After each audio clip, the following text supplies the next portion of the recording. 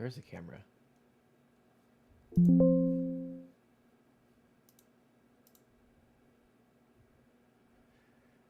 Okay. Sorry, guys. Give me a moment.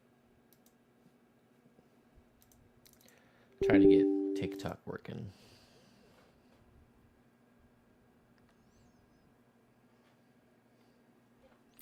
Because I should be live on YouTube right now.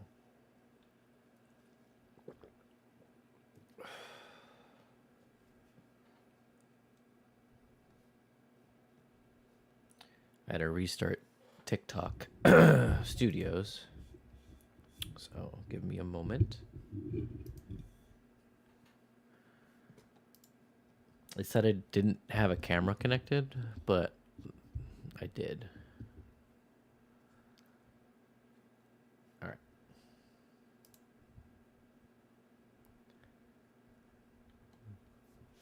Let's get this show. Why won't it let me do this?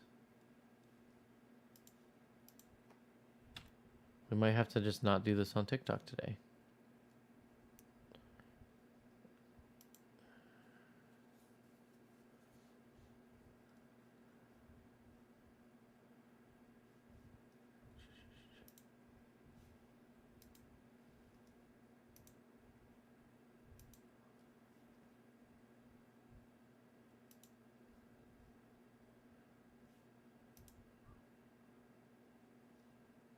Okay.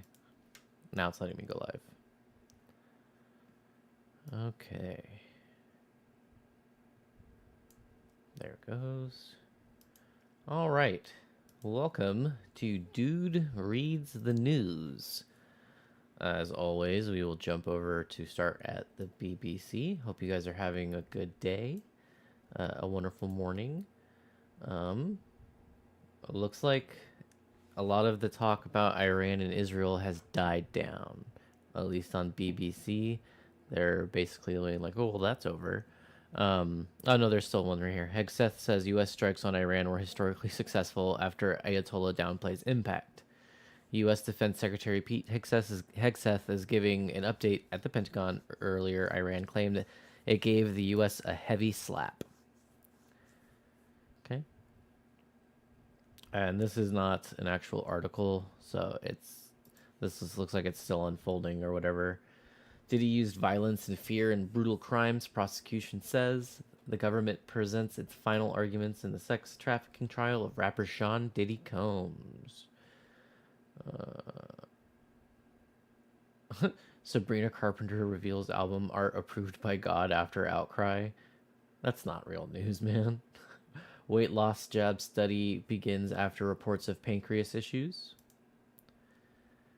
Interesting. Weight loss jabs study begins after reports of pancreas issues. So, a study into potential serious side effects of weight loss jabs has been launched after hundreds of people reported problems with their pancreas. The Medicines and Healthcare Regulatory Agency, MHRA, and Genomics England are asking people on weight loss drugs who have been hospitalized by acute pancreatitis to get in touch. There have been hundreds of reports of acute and chronic pancreatitis from people who have been taking drugs such as Mounjaro, Ozempic, and Wegovy, although none of them are confirmed as being caused by the medicines. Weren't people saying that people who were on Ozempic were looking sick? Like, yeah, that makes a lot of sense. The aim is to better predict those most at risk of adverse reactions, said MHRA Chief Safety Officer Dr. Allison Cave. The study is being run through the MHRA's Yellow Card scheme, which allows anyone to report an issue with the medicine, vaccine, or medical device to help identify safety issues as early as possible. Patients aged 18 and over with bad reactions to the weight loss jabs, which are also licensed for type 2 diabetes, are being asked to report the details on the Yellow Card website. They will then be asked if they would be willing to take part in the study, which will then check whether some people are at a higher genetic risk of acute pancreatitis when taking these medicines. Okay, so they're basically trying to see if maybe some people are allergic or have adverse reactions.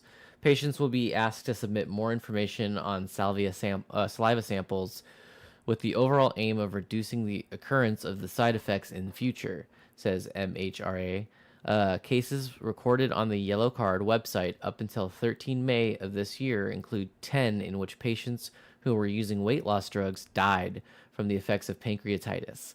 But it is not clear whether other factors also played a part.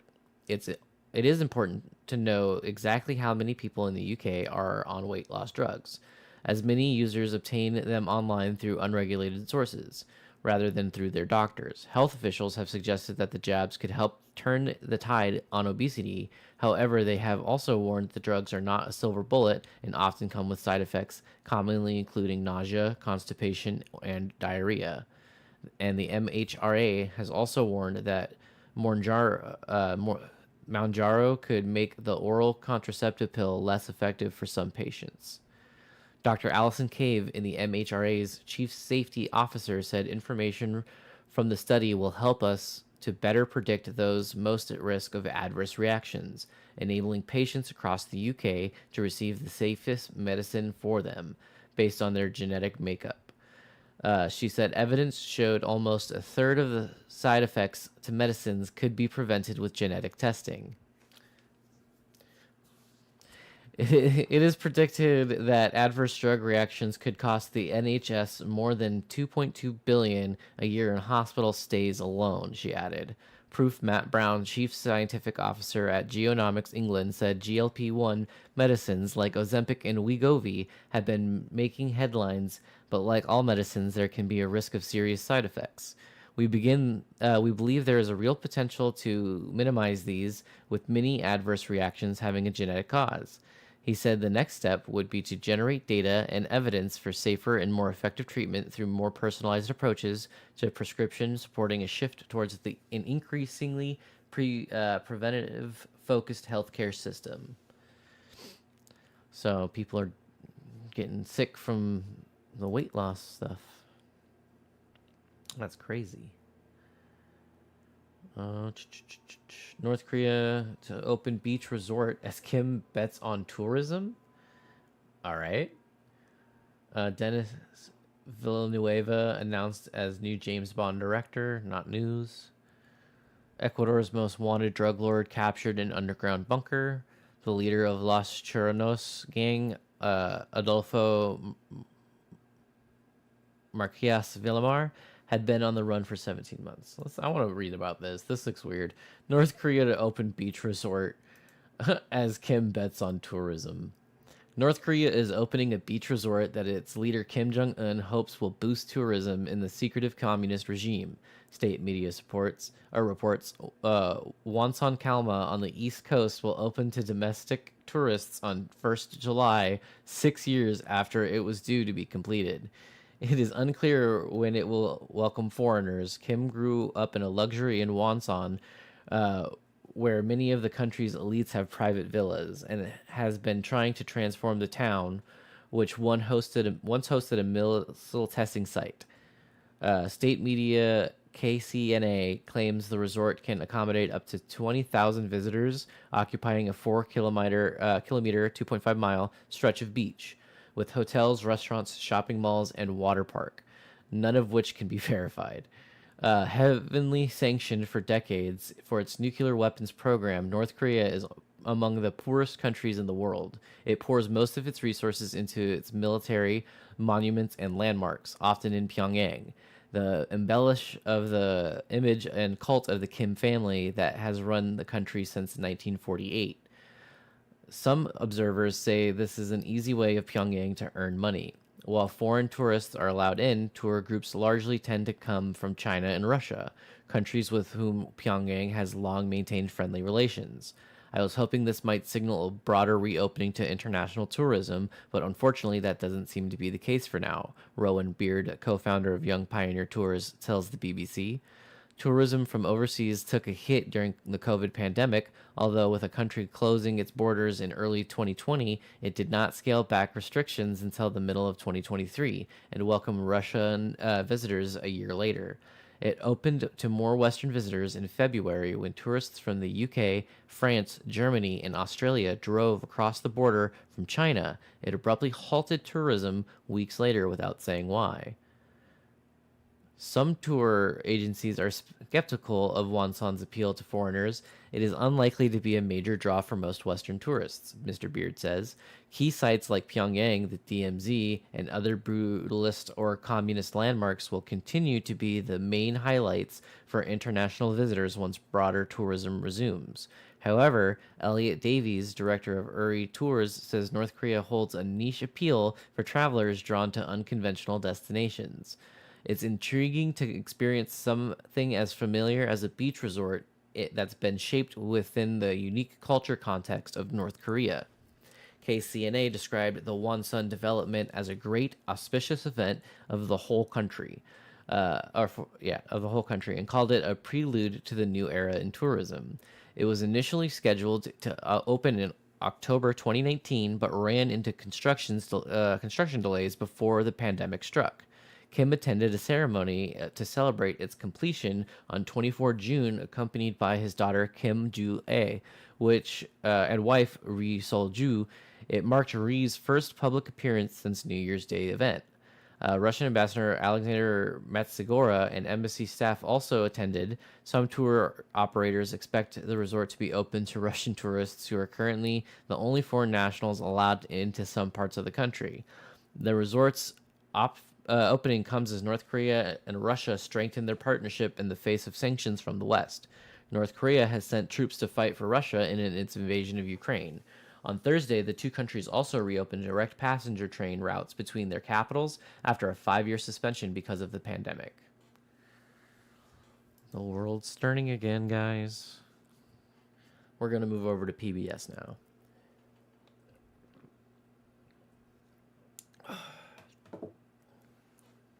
So, they're also talking about Hegseth berates new media during briefing on U.S. strikes against Iran.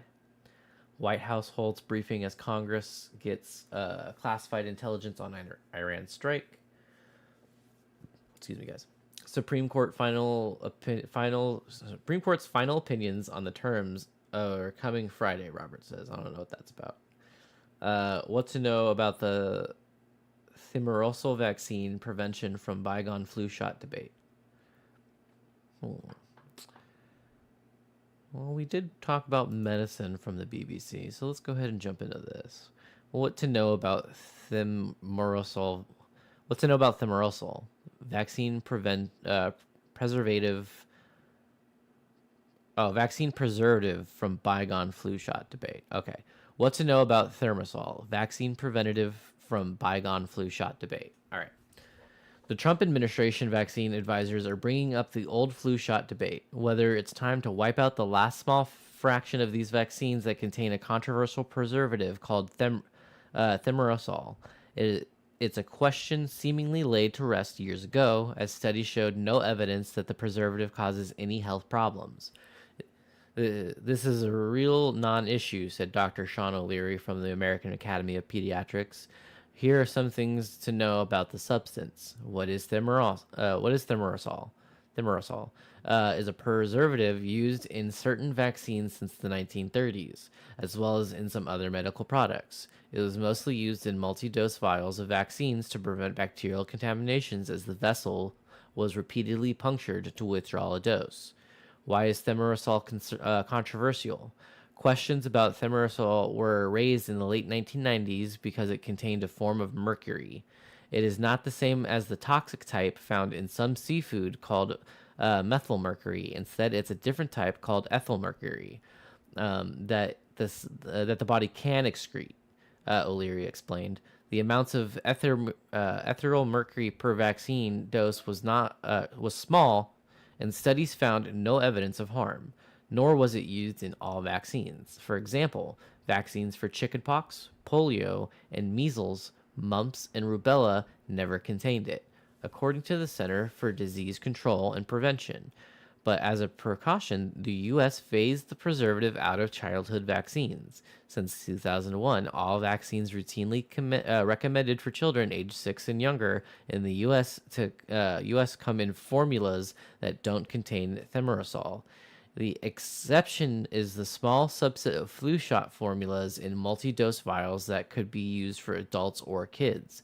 The vast majority of children, however, get their flu vaccine from a single dose shot instead, O'Leary said.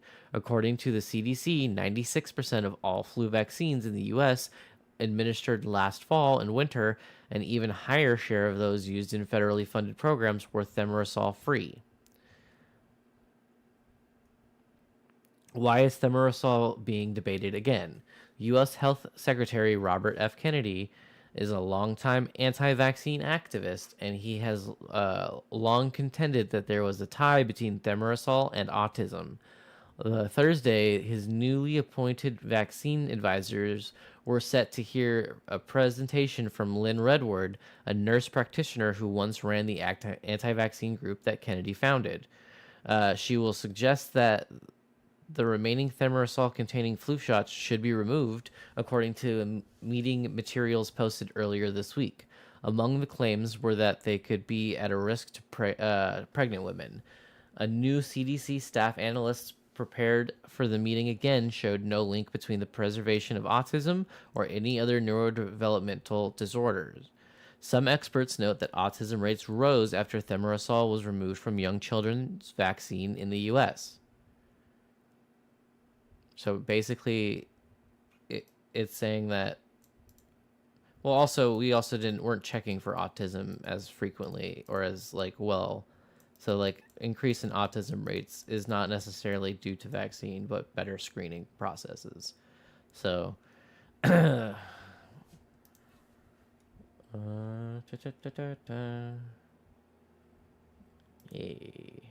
This was yesterday. What Zohran Mamdani's primary win in New York means for Democrats nationwide.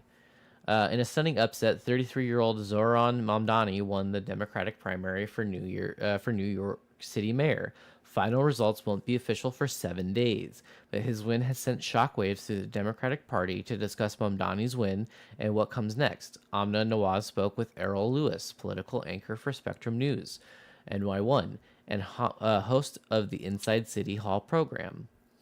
Amna Nawaz, in a stunning upset, 33-year-old Zohran Mamdani won last night's Democratic primary for New York City mayor. Final results won't be official for 7 days, but his win has sent shockwaves through the Democratic Party.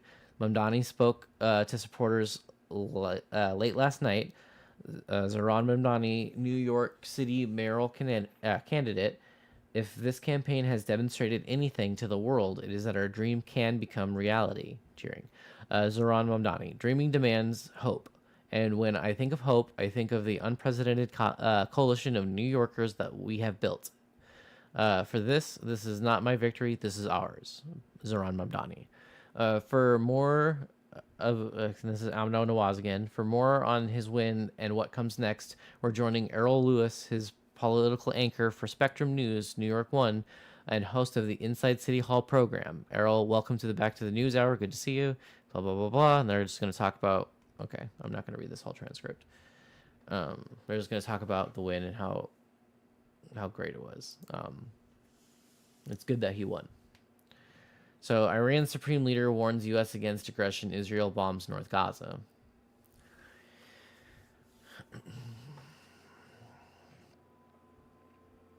Defiant Khamenei says Iran will never surrender to the U.S. Trump versus U.S. intelligence. This is now Al Jazeera. Trump versus U.S. intelligence. Iran is only the latest chapter. Let's read that. Trump has a long history of distrusting the U.S. intelligence community, including over Iran, Russia, and North Korea. United States President Donald Trump has insisted that the military strikes he ordered on Iran's nuclear facilities on Sunday morning completely obliterated Iran's uranium enrichment capabilities. After an initial classified U.S. intelligence report contradicted the that assertion, Trump and his administration have lashed out at those who leaked the document and the media that has covered it, throwing out its assessment. The standoff between Trump and the evaluation of sections of his own intelligence community continued through Wednesday at the Hague, where the U.S. president was attending the NATO summit and was asked several questions about the leaked document. Yet it was only the latest instance of Trump's publicly disagreeing with the U.S. intelligence conclusions during the past decade in politics, whether on Russia or North Korea or Venezuela or Iran. Here's what the latest spat is about. And Trump's long history of disputing intelligence assessments. What is Trump's latest disagreement with U.S. intelligence about? On June 21st, the U.S. joined Israel on its strikes against Iran. U.S. forces hit Fordo, Natanz, and Isfahan, 3 Iranian nuclear sites, with a range of missiles and bunker buster bombs. Trump applauded the success of the U.S. attacks on Iran multiple times. Iran's key nuclear enrichment facilities have been completely and totally obliterated, he said in a televised address from the White House after the attack. However, a confidential preliminary report of the intelligence arms of the Pentagon, the Defense Intelligence Agency, suggests otherwise. The DIA report said that the U.S. attacks had only sent Iran's nuclear program back by less than 6 months. The report added that in the DIA's assessment, Iran had moved its stockpile of enriched uranium before the strikes, something Tehran has also claimed. As a result, little of the material that Iran could, in theory, enrich to weapons-grade uranium has been destroyed. On Tuesday, the White House rejected the findings of the intelligence reports. This alleged assessment is flat out wrong and was classified as top secret. White House Press Secretary Caroline Leavitt said in a statement describing the person who leaked the document as a low-level loser in the intelligence community. Okay. They always gonna try to discredit by insulting. It's so fucking lame, dude. Like, that's like it's literally fascism. Like, that's what fascism looks like. It's very fucking boring and very much like a school bully. It's so dumb. The leaking of this alleged assessment is a clear attempt to demean President Trump and discredit the brave fighter pilots who conducted a perfectly executed mission to obliterate Iran's nuclear program. Everyone knows what happens when you drop 30,000-pound bombs perfectly on their targets. Total obliteration, Leavitt added. Okay. Trump also dismissed the report on Wednesday during the NATO summit in the Netherlands, continuing to claim that the U.S. decimated Iran's nuclear capabilities and denying claims that Tehran moved its enriched uranium. I believe they didn't have a chance to get anything out because we acted fast. Trump said, adding it would have taken 2 weeks, maybe, but it's very hard to remove that kind of material and it's very dangerous. Plus, they know we were coming, Trump added, and if they know we're coming, we're not going to be down there in the underground sections of the nuclear facilities. On Wednesday, the White House website published an article titled Iran's nuclear facilities have been obliterated, and suggestions otherwise are fake news. Besides Trump, the article also quotes Israel's Atomic Energy Commission, which has said that the devastating U.S. strikes on Fordo destroyed the site's critical infrastructure and rendered the enrichment facility inoperable. If Iran's 3 major nuclear sites, Fordo is the hardest to reach for Israel's missiles, as it is buried deep under a mountain, which is why Israel successfully convinced the U.S. to hit the facility with bunker buster bombs. Additionally, the White House article quotes the Trump-appointed U.S. Director of National Intelligence, Tulsi Gabbard, as saying the operation was a resounding success. Our missiles were delivered precisely and accurately, obliterating key Iranian capabilities needed to quickly assemble a nuclear weapon. John Ratcliffe, director of the Central Intelligence Agency, also diverged from the DIA report, saying that the U.S. had severely damaged Iran's nuclear facilities. In a statement published on the CIA website on Wednesday, Ratcliffe said CIA can confirm that a body of credible intelligence indicates Iran's nuclear program has been severely damaged by the recent targeted strikes. This includes new intelligence from a historically reliable and accurate source method that key that several key Iranian nuclear facilities were destroyed and would have to be rebuilt over the course of years. Yet Trump's track record of disputing intelligence assessments and trusting the intelligence community runs much deeper than Iran. Did Trump disagree with U.S. intelligence during his first term? Yes, multiple times, including in 2016 on Russian election interference.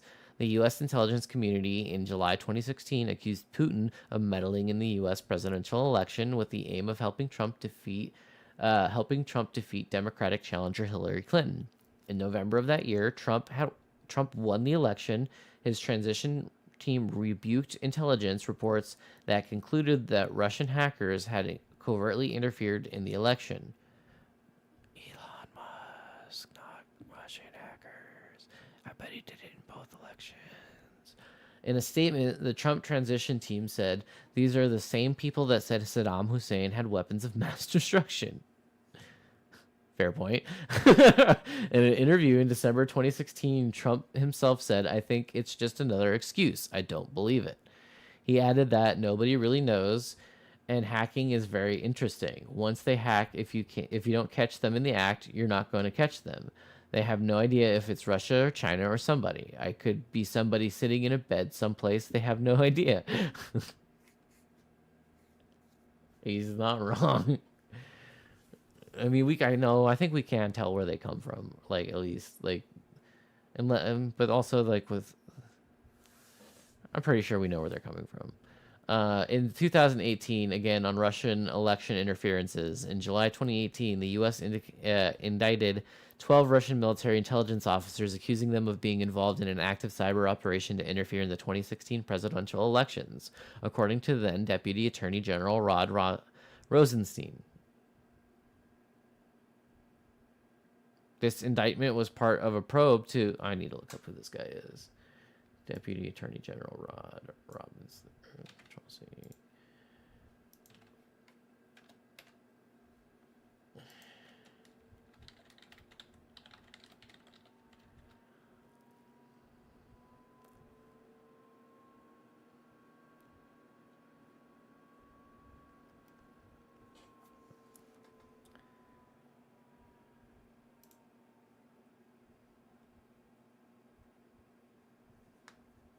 Uh-huh.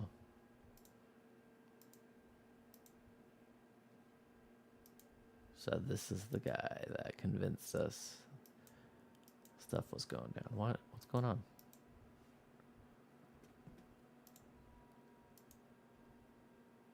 What's going on? Why is my computer acting funny? Okay. This indictment was part of a probe into allegations of collusion between the Trump team and Russia before the 2016 election, being led by former FBI Director Robert Mueller.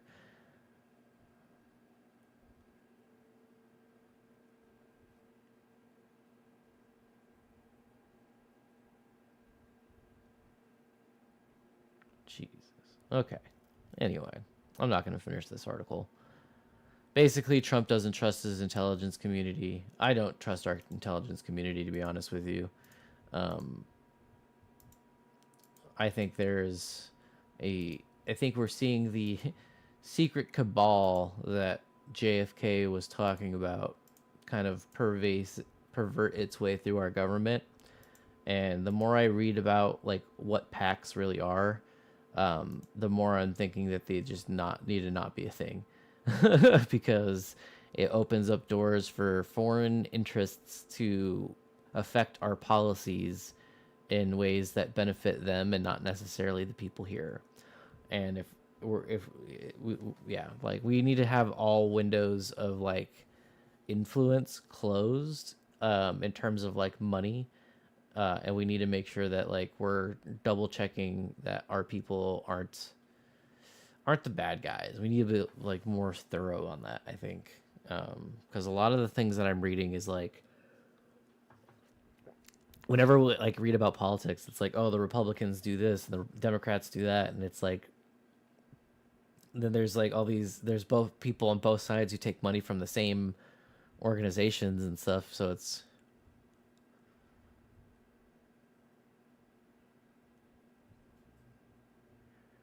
Your live is flagged for civic and election election integrity. What does that mean?